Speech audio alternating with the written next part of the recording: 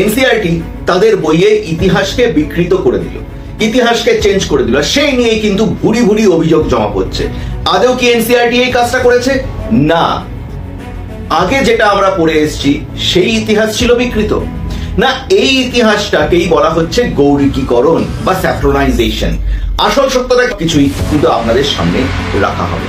দেখুন, আমরা এমন একটা জেনারেশন যে কখনো কখনো মনে হয় যে কেন, কারণ একটা সময় এই যে হিস্ট্রি আমরা পড়ে এসেছি, তখন যে জিনিসগুলো আমরা পড়ে এসেছি যাকে আমরা মহান ভাবতাম, হঠাৎ করে দেখতে পাচ্ছেন আপনি যখন কাউকে পড়াচ্ছেন, আপনার নেক্সট জেনারেশন বলছে যে না, এ তো মহান নয়, এ তো এতগুলো কিলিং করেছে।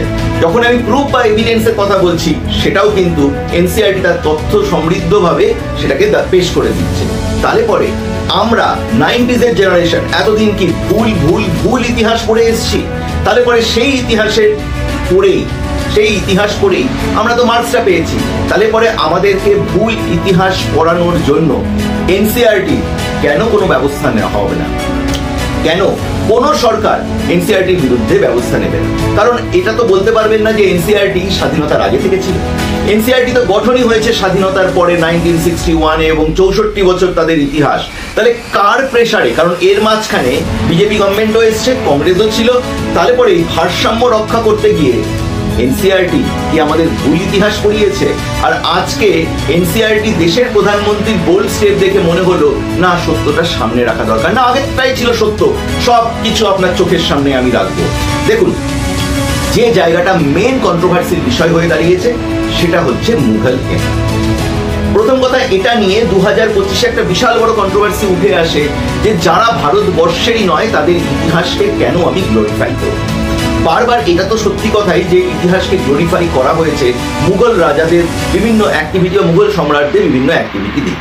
যে আকবরকে আমরা অনেক ভাবতাম যে আকবর গ্রেট একজন ছিল, আকবর অনেক কিছু কার্যকলাপ করেছে, সে সব ধর্ম নিয়ে চলতে চাইতো, ইভেন তা নিয়ে আমরা সিনেমাও দেখে নিয়েছি।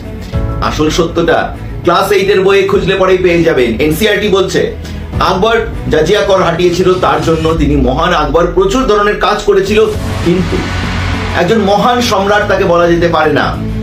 কারণ 1561 সালে যখন চিত্তরকেলা ঘেরাও হয়ে গিয়েছিল, তখন 30,000 হিন্দুকে কিন্তু মেরে দিয়েছিল এবং কিছুকে বন্দি বানিয়ে নিয়েছিল এই আকবর। তাহলে যার এত রক্তের দাগ লেগে গেছে, যার হাতে রক্তের দাগ লেগে গেছে, তাকে আপনি কি করে বলবেন যে আকবর মহান ছিল? औरंगजेब बराबर একটি কন্ট্রোভার্সিয়াল চরিত্র, কিন্তু আমরা যখন পড়েছি আমাদের তো বাবার এলো আবার জ্বর, পুরো বংশ পড়তে হতো 2022-23 অবধি, কিন্তু 2023-24 অবধি কিন্তু औरंगजेब বরাবরই কিন্তু এক কন্ট্রোভার্সিয়াল ক্যারেক্টারের মধ্যে দিয়ে যায় এবং 2023-24 অবধি এই औरंगजेबকে কিন্তু এনসিইআরটি ধার্মিক বাদশা হিসাবে দেখিয়েছে। औरंगजेब নিয়ে কন্ট্রোভার্সি এই জন্যই থাকে বা থাকবেই, কারণ অনেকে তাকে পাগল রাজা বলে উপাখ্যানটা দেয়। কিন্তু এনসিইআরটি ক্লাস 7-8 এটাই বোঝাতে চেয়েছিল যে না, তিনি ধার্মিক বাদশা। এবার সেই অ্যাঙ্গেলটা যেটা औरंगजेब সম্বন্ধে বরাবর আমরা হিস্ট্রির বাইরে গিয়ে শুনে এসেছি, সেটাকেই হিস্ট্রিতে কিন্তু ইনপুট করলো। কি ইনপুট করলো? যে औरंगजेब তার ভাইদের মেরে দিয়েছিল, তাদের গলা কেটে দিয়েছিল এবং তার বাবাকে জেলবন্দি করেছিল। औरंगजेब এর সময় ভারতবর্ষে বেনারস থেকে শুরু করে, কাশী বিশ্বনাথ থেকে শুরু করে, মথুরা থেকে শুরু করে এরকম প্রচুর প্রচুর প্রচুর হিন্দু মন্দির কিন্তু তিনি ভেঙে দিয়েছেন একের পর এক, এবং সেখানটাতে মসজিদ করেছেন। এবার একটা কোশ্চিন হতেই পারে, এইসব তথ্য আসছে কোথা থেকে? এক্স্যাক্টলি যেসব মসজিদ বা যেসব টম্ব যেগুলোকে বলা হয়, তার যে দেওয়ালগুলোতে প্রতিলিপি বা সেখানটাতে যেটা লেখা আছে, সেখানে লেখাই আছে যে এটা এই মন্দিরটাকে ভেঙে করা হয়েছে, বা সেখানকার পৌরতাত্ত্বিক অ্যানালিসিসের পরে বোঝা যাচ্ছে যে হ্যাঁ, এখানে মন্দির ছিল, তার বদলে এখানে মসজিদ করা হয়েছে। মুঘলরা অ্যাকচুয়ালি এনসিইআরটি কাছে জবাব চায়, কারণ সরকার বদলেছে, এটা বলতে পারবে না। মাঝখানে অটল বিহারী বাজপেয়ীও এসেছিল এবং অনেক গভর্নমেন্ট কিন্তু চেঞ্জ হয়েছে, বারবার কোশ্চিন উঠেছে, এনসিইআরটি তাও চেঞ্জ করেন। কেন কেন কেন ভূগোল ইতিহাস পড়ানোর জন্য এনসিইআরটি কি কিছু হবে না? না একটা জেনারেশনকে পঙ্গু করার জন্য, তাদের মাথায় কিছু ভুল ঢোকানোর জন্য এনাফ এনসিইআরটি সেই জিনিসগুলো। এবং এখন সেই এনসিইআরটি কে নিয়ে যখন বিবাদিত হচ্ছে, যখন সে বিবাদ উঠছে, সে রীতিমতো তথ্য দিচ্ছে, এটা আমি এইখান থেকে পেয়েছি, এটা আমি এই আর্কিওলজিক্যাল সার্ভে অফ ইন্ডিয়ার এই রেফারেন্স থেকে পেয়েছি, এটা এই মসজিদের গায়ে লেখা রয়েছে। সেই তথ্যগুলো কোথায় ছিল এতদিন? আপনি ভাবতে পারেন, যেখানে একদিকে মুঘল রাজাদের বড় করে, মুঘল সম্রাটদের বিশাল বড় করে দেখানো হচ্ছে, বলা হচ্ছিল ক্লাস 7-8 এর বইয়ে এতদিন পর্যন্ত অরঙ্গজেব থেকে শুরু করে সমস্ত মুঘল রাজাদের 93 বার নাম উল্লেখ রয়েছে। এক রিসার্চ বলছে সেখানে শিবাজী মহারাজের নাম মাত্র 7 বার। এটাও তো কাম্য নয়।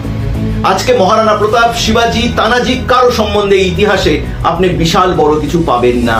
সময় এসেছে চেঞ্জের, কারণ এবার এনসিইআরটি যেটা বলছে সেটা তথ্য দিয়ে বলছে। এতদিন কেন সেই তথ্য দেয়নি? কোশ্চেন উঠবে এনসিইআরটির বিরুদ্ধে। আপনারা এই ভিডিও ভালো লাগলে সবার কাছে শেয়ার করে দিন। আশা করি আগামী দিনে ভারতবর্ষের রাজাদের ইতিহাস আরো আরো আরো ভালোভাবে আমাদের সবার সামনে আসবে এবং ইতিহাসে গোপনটা যাতে আর গোপন না থাকে। জয় হিন্দ, বন্দে মাতরম।